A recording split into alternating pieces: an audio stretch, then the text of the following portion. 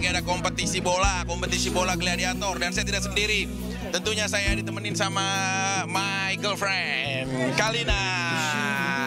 How are you tomorrow? Good ya? Tomorrow, I think so. Tapi kita di tengah sibuk, tapi masih tetap Kalina nemenin aku, alhamdulillah. Pokoknya seru-seruan deh.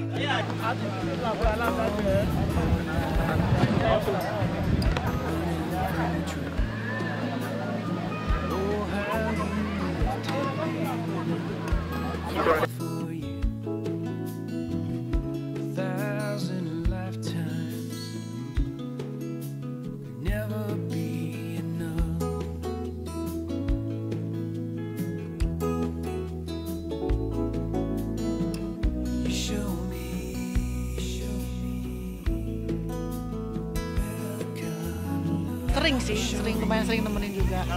Aku nggak terlalu ngerti bola sebenarnya, tapi karena dia suka banget sama bola, mau nggak mau sekarang sering nemenin. Seneng banget aku, makanya aku kalau misalkan aku nggak nemenin cuma baru satu kali lah dari selama kita sama-sama. Aku baru satu kali nggak nemenin karena waktu itu emang lagi pas nggak bisa. Tapi kalau misalkan aku lagi nggak ada acara pasti aku nemenin kayak sekarang. Dan ini apa sih, aku bener-bener bilang aku mau ikutan ya pas nanti hari Minggu gitu. Jadi tadi aku nyusul. Jadi kita sekeluarga datang ke sini sama mama juga, sama adiknya, bareng-bareng kita semuanya. Sama adik tadi anaknya Mas Kiki tapi di seberang sana. Ya, selamat makan ya. Bro.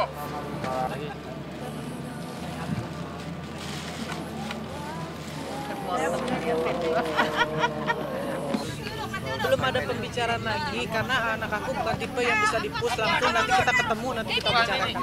Aku tidak bilang lagi sudah menyetujui, tapi juga belum ada lagi pembicaraan ke sana karena memang kita berdua tidak mau membahas itu dulu kalau bukan ketemu langsung. Kalau lewat chatting, lewat telepon kan nanti beda kan. Ya udah pasti, kalau dari semua ya udah pasti mendukung. Kalau anak-anak mah apalagi kan dekat sama dia manggilnya dari anti, sekarang udah mulai bergeser mami gitu. Apa sih, kalau menurut saya sih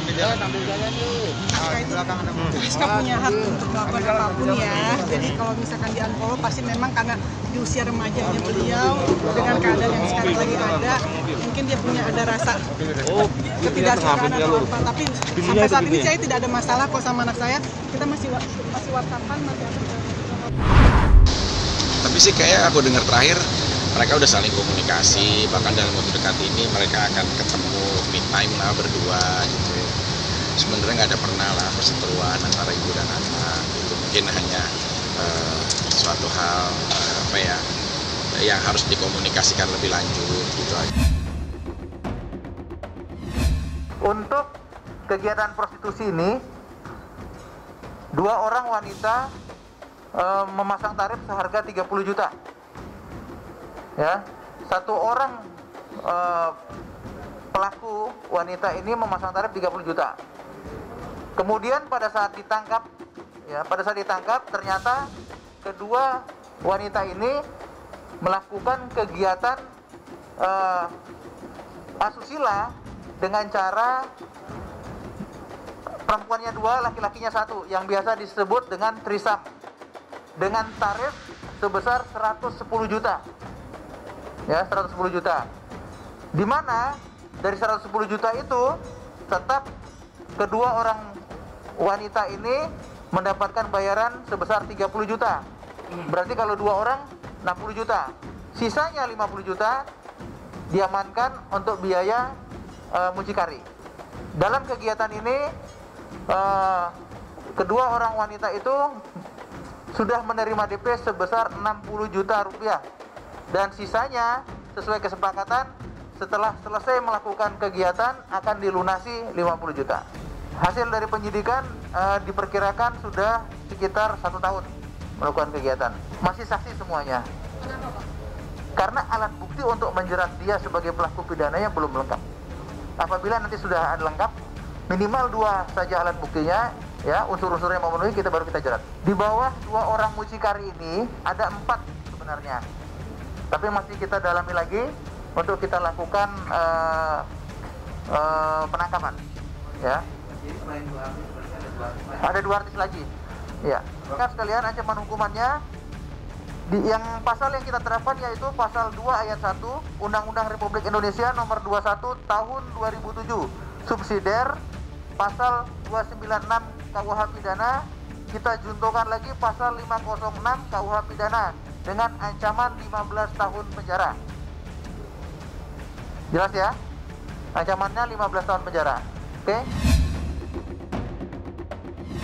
Ya, kalau saya tadi lihat di video bahwa ada beberapa memang tempat di rumah Rizky yang memang kalau boleh dibilang ada khodam ya di situ. Kalau saya perhatikan memang ada titik-titik memang yang penunggunya asli, bukan penunggu yang memang hanya nomaden gitu ya. Yang pertama adalah ketika kita lihat dari kamar mandi itu ada, lalu kita lihat di dapur ada, terus kita lihat di garasi ada, di kamar sebelah ada pembantu itu ada. Itu satu kesatuan sih sebenarnya, satu ruangan itu satu kesatuan, karena dia bukan kayak seperti kita ada pintu, tapi dia satu dimensi dia. Jadi kalau di bawah tuh dimensi sama, cuma hanya tempatnya aja gitu ya, domain-domainnya agak beda. Kalau saya perhatikan memang yang di lantai 1 nggak begitu boleh dibilang mengganggu banget, tapi kalau di lantai 2 itu ada suatu tempat yang memang mereka tempatnya juga kumpul juga gitu. Di lantai 2 itu ada suatu boleh dibilang jin-jin ini memang kan sifatnya hampir sama dengan manusia. Dia menempati suatu tempat yang dia suka.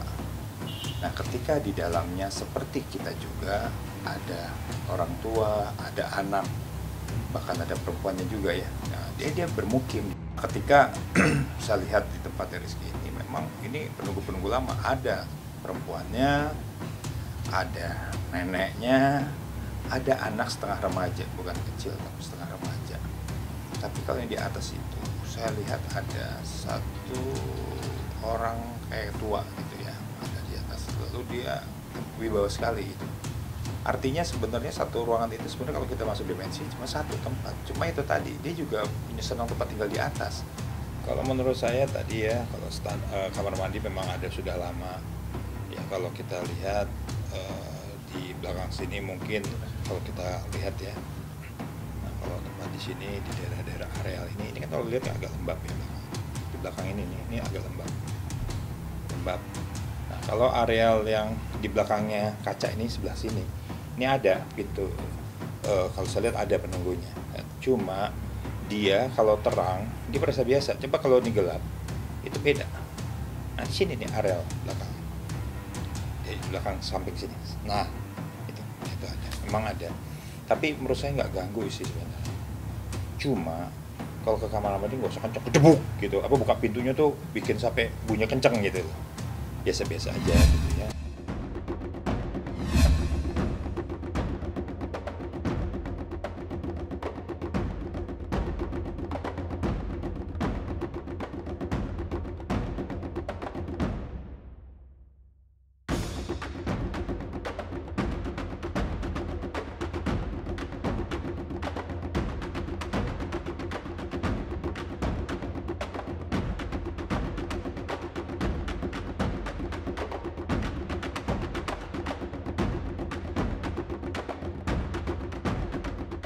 Nanti ada saatnya, doain aja ya.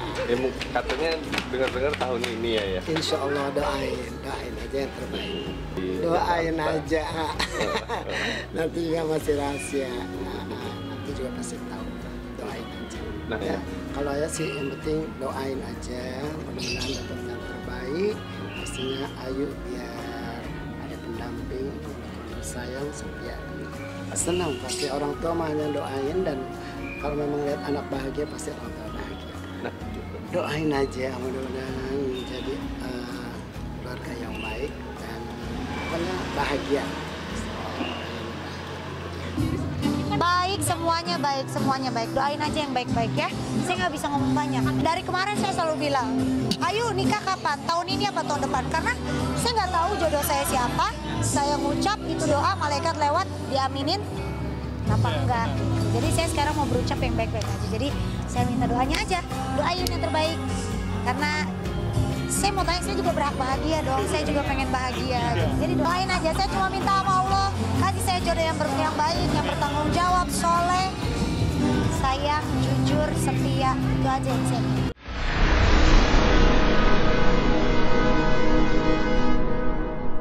Jadi jangan lupa untuk subscribe Cumi Cumi. Ditekan ya tombol lonceng merahnya.